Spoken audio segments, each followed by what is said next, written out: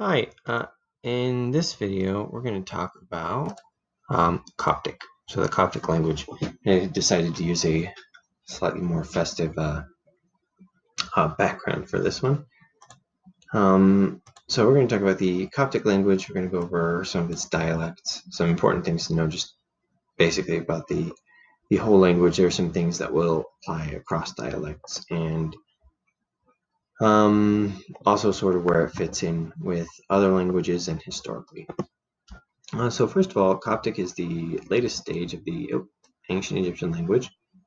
There's Old Kingdom Egyptian, so this is the most essentially ancient Egyptian that we have lots of records for. We have Middle Egyptian. This is what a lot of literature in ancient Egyptian is written in.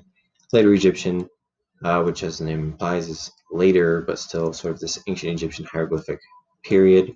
We have Demotic, which is written in a highly simplified script, but is still the ancient Egyptian language. And then we have Coptic, and this is where we start getting heavy Greek influence, not just culturally, but in the language as well. A lot of it from Christianity, until Coptic is generally thought of as being sort of the Christian version of the ancient Egyptian language. And it shares a lot in common with Demotic, but it uses the Greek alphabet primarily, with some modifications, as the Greek alphabet is the sort of Greek is how Christianity came to ancient Egypt, so the Greek alphabet is used for that reason. And there's some evidence that, there's some evidence that there was a little bit of discomfort among some of the early Christians in ancient Egypt with the sort of pagan writing system of the ancient Egyptian language. So the term Coptic, this is the Arabic version of it, and this is the Greek version of Aegyptios, which means Egyptian. The term comes from this Arabic term, which is just an Arabization of the ancient Greek term Aegyptios for Egyptian.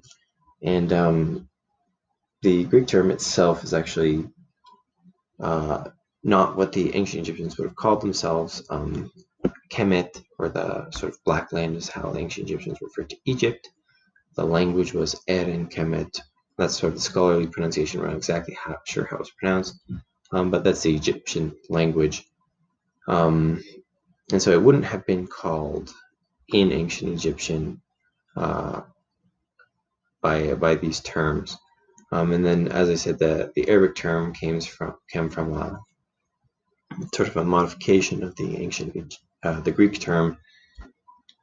And the Arabic term for Egypt itself is actually not related to this word. So Qupti is the Arabic term for Copt, and then the Arabic term for Egypt is Misr, actually, and then the Hebrew form is actually related to that. So it's sort of a Semitic way to say Egypt, and it's Mitzrayim in Hebrew.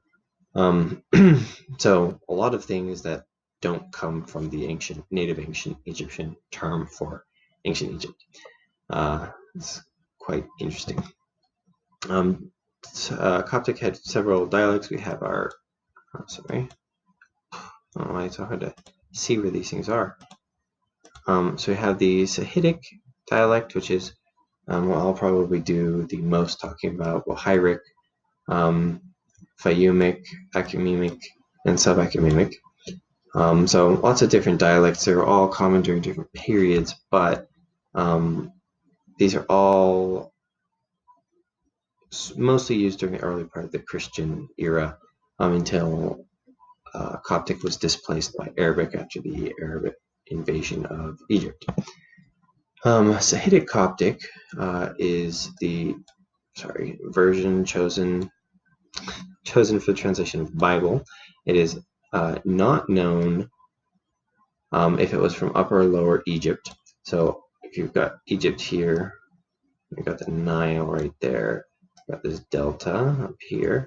This is southern part is considered Upper Egypt because it's upstream. This is considered Lower Egypt. The name Sahidic comes from the Arabic word Sa'ida, which refers to Upper Egypt. It comes from a root that means to go up.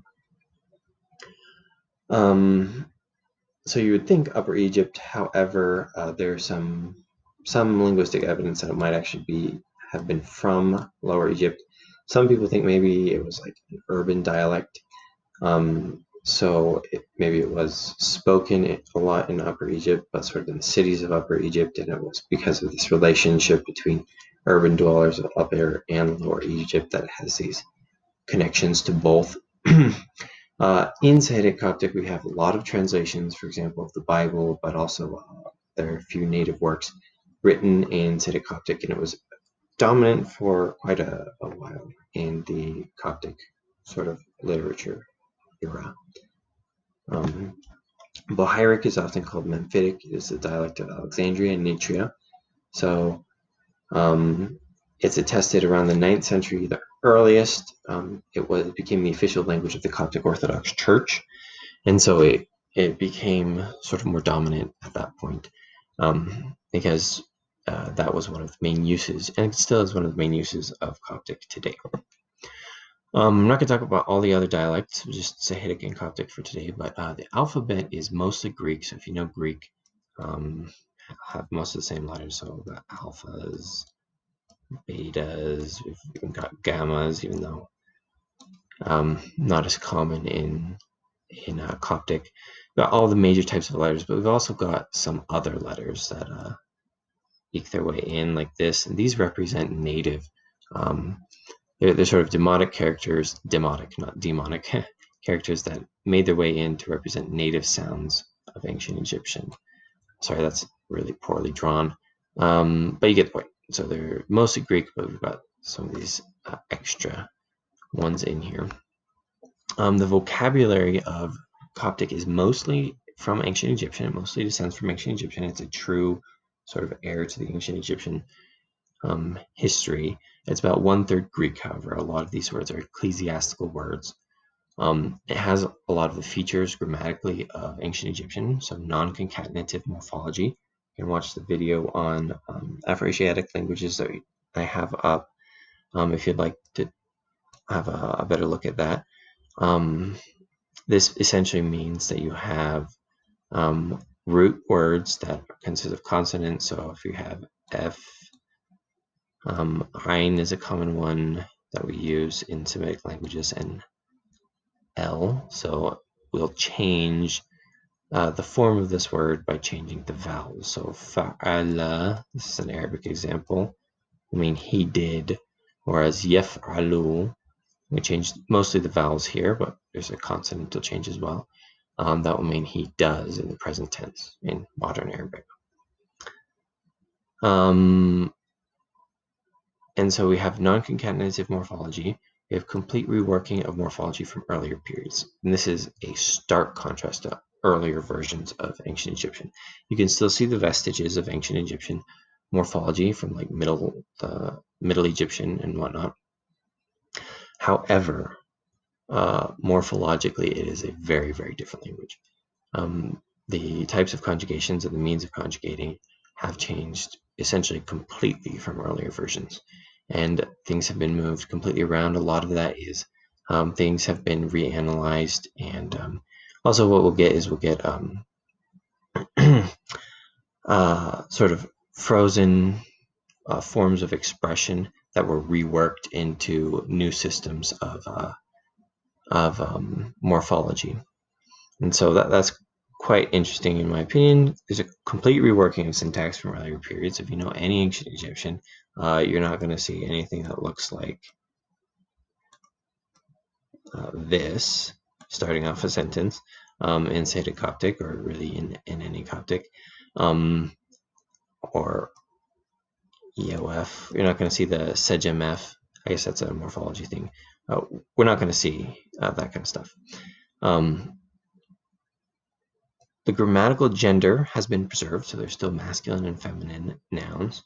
Also, familiar roots are preserved, so it's not a totally different language. You can see the vestiges of the older versions of ancient Egyptian.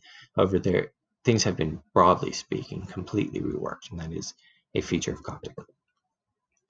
So for most of this, I've talked about things that I got out of An Introduction to Sahidic Coptic by Thomas O. Lambden. This is sort of a an influential work.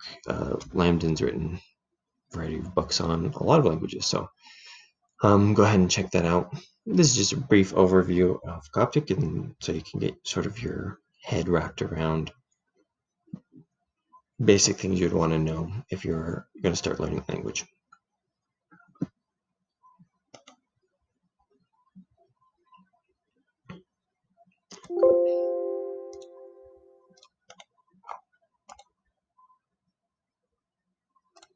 Sorry.